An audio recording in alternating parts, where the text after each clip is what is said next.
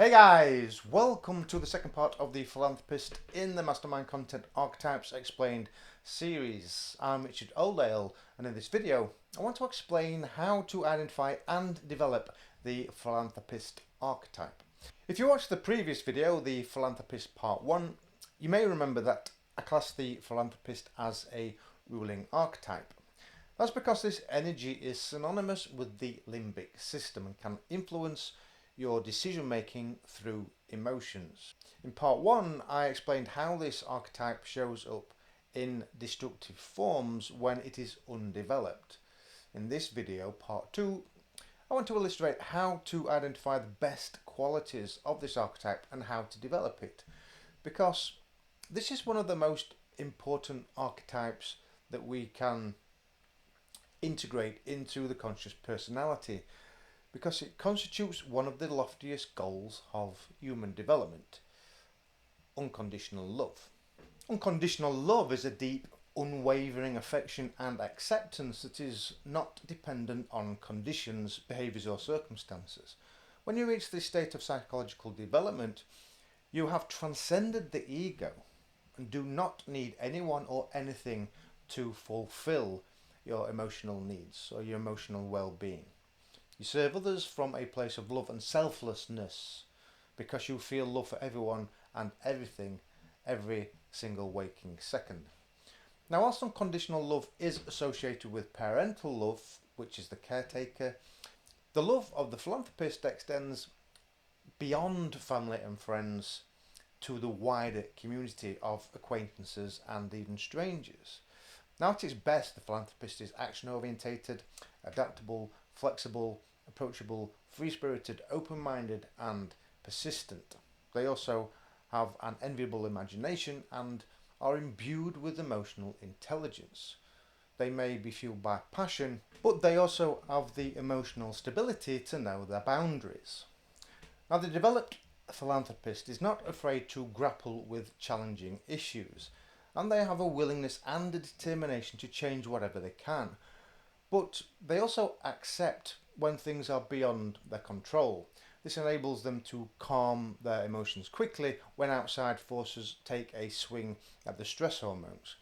Essentially, this energy is a force for change and can help you to defeat egotism by letting go of destructive attachments.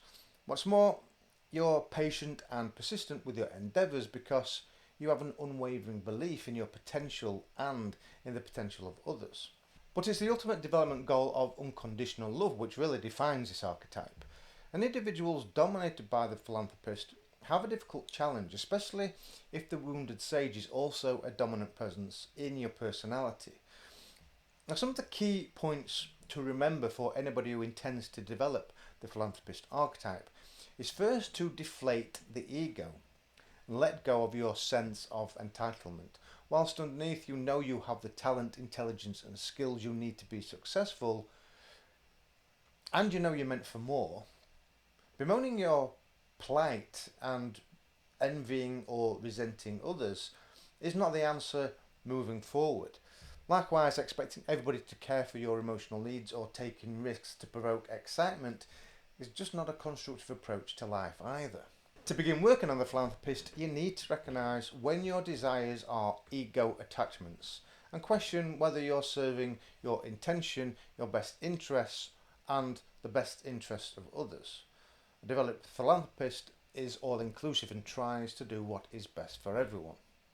Another barrier that stunts the progress of the philanthropist is the illusion of power and status.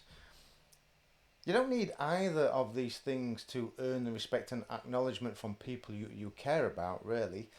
I mean, look closely at this and you will see that your ambitious drive could actually be a need to be loved by being successful or by providing your family and your loved ones with material items.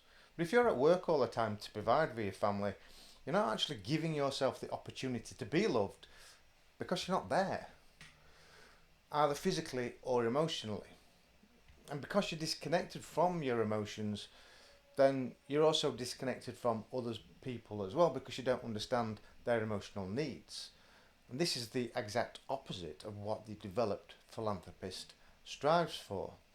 Okay guys, that's all for the Philanthropist just now, but I trust you found this information insightful. In part 3, I'm going to illustrate how you can identify the philanthropist using Greek mythology.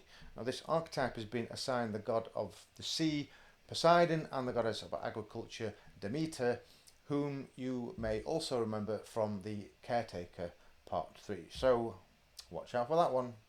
I'm Richard O'Dale and this is Mastermind Content. I'll speak to you soon. Bye bye.